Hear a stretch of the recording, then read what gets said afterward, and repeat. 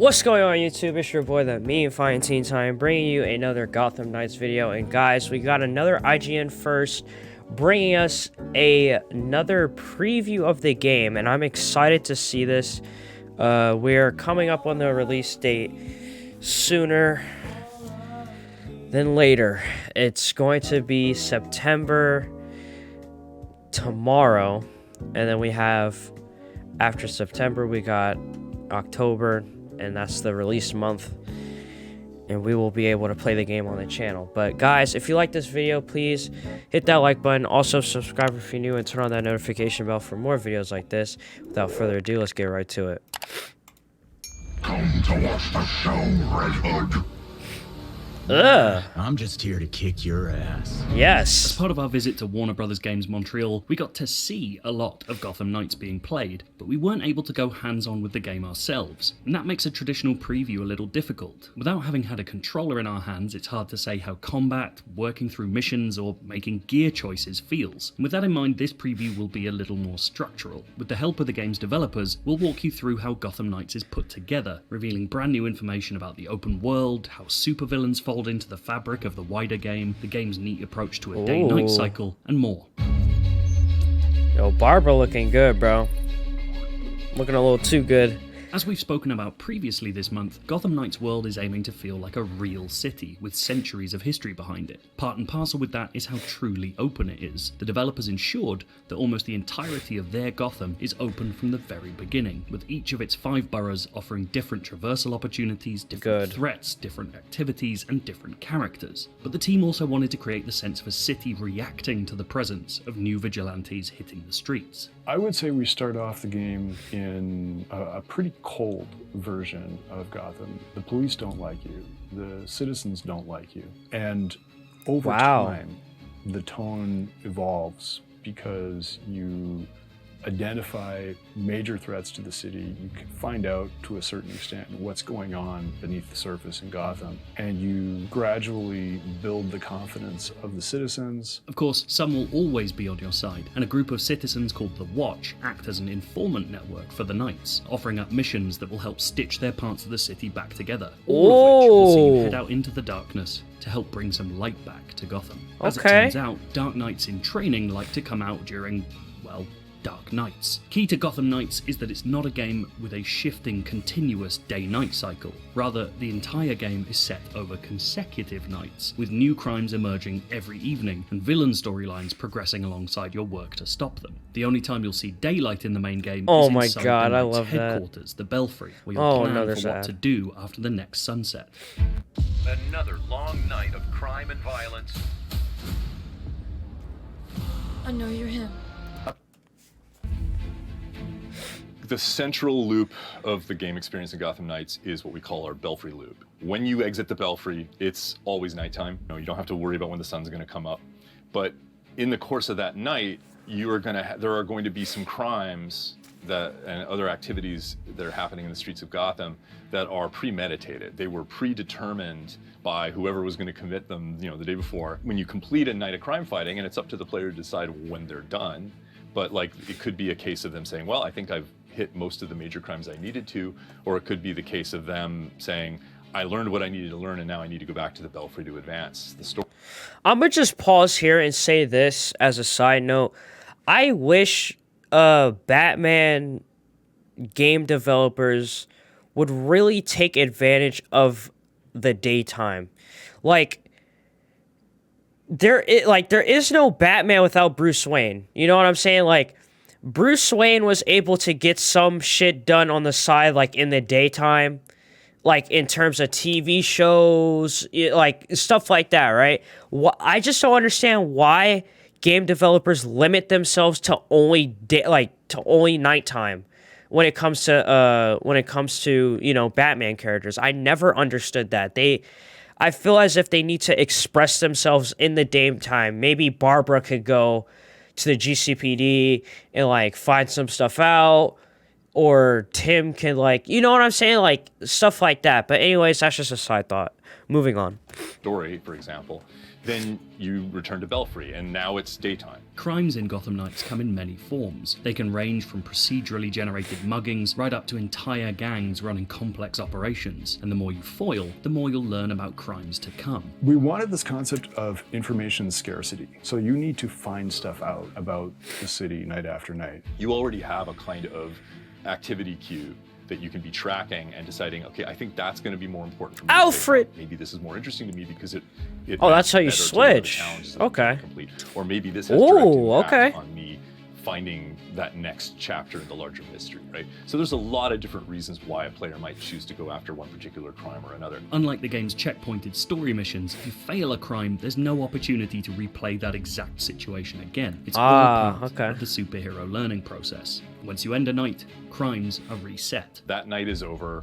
The crimes that you didn't solve continued unabated, and now you're in a situation where you can look at what's coming up for the next night. So maybe you've collected enough clues that you're going to know in advance. Oh, there's going to be a heist at the bank, or there's going to be a armored car robbery, or someone's going to try to break somebody out of prison. You know, in addition to that, there's a bunch of things you don't know about, right? There's all of the other crimes that haven't been revealed, and you can find out about them through patrolling. It's a system designed to keep offering new ideas without feeling inauthentic to how a real city might work. But of course, in a comic book city, not all crimes are created equal. Sometimes in your nightly patrols, you'll stumble across information that points to a much bigger, more recognizable threat. Did you miss me? We were shown precisely nothing of the game's main story campaign after its tutorial. The team clearly wants to keep its take on the beloved Court of Owls storyline as clandestine as the group itself, but the game's villain storylines aren't necessarily a part of that darker conspiracy. Like any good comic book world, multiple supervillains are running riot across Gotham simultaneously, each with their own agendas. In Gotham Knights, that means that supervillain arcs are optional side stories taking place over multiple nights and made part of the open world itself, not just story dungeons.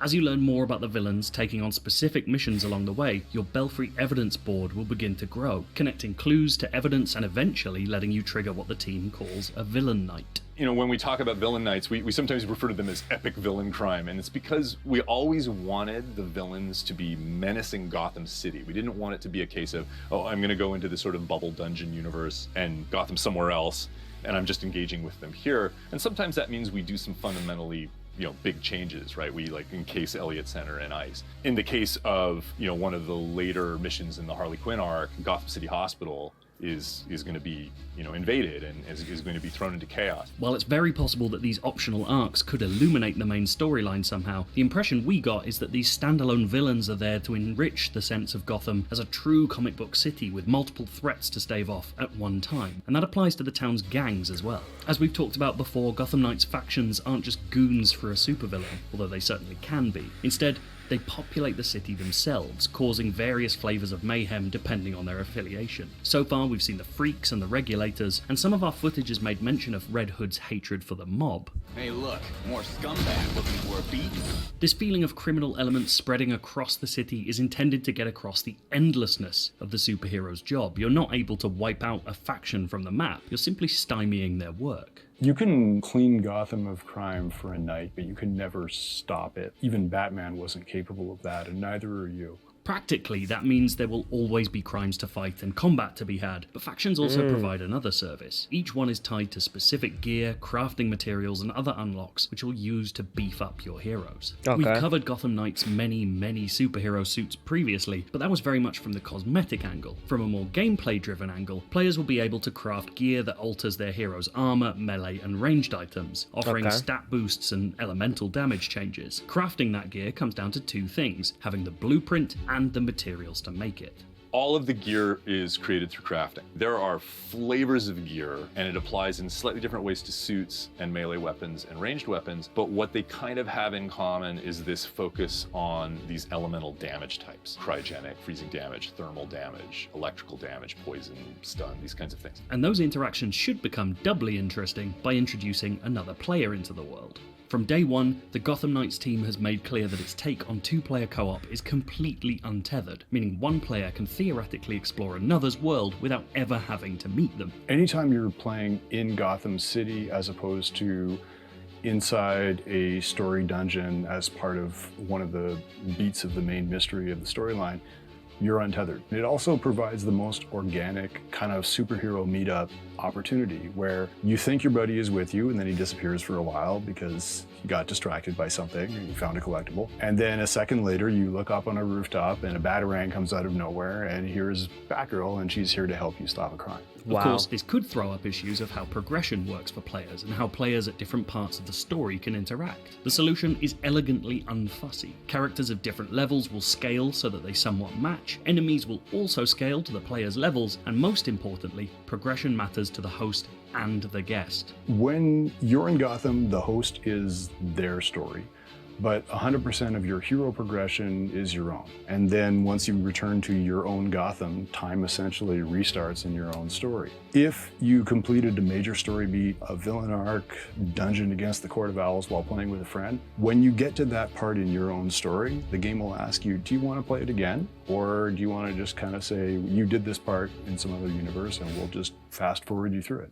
But despite watching hours of the game being played live, there was a lot we weren't allowed to see. The game's main story missions are still a mystery to us, even down to how they're unlocked or displayed on the map. More intriguingly, the team repeatedly made reference to an endgame for Gotham Knights, but steadfastly refused to talk about it. Given the game's action RPG structure, it wouldn't be hugely surprising to find that it included an MMO-style raid of some kind, or, with a focus on the open world as an evolving space, if Gotham itself was materially transformed by the effects of the Court of Owls. We just don't know right now, but the biggest outlier for us is in how the game feels to play for an extended period of time. Combat certainly looks interesting, perhaps a tad heavier than the Arkham series it will be compared to, and with a much bigger focus on using special abilities you've earned along the way. Getting around the city, whether by parkour, grappling hook, bike, fast travel paradrops, or the hero's unlockable abilities, feels like a genuinely fun first affair as well. But Gotham Knights will live and die on how these things string together, and how those smaller moments make its larger structure, those nights of patrols, crime fighting, and clue gathering, feel as compulsive as the team hopes for.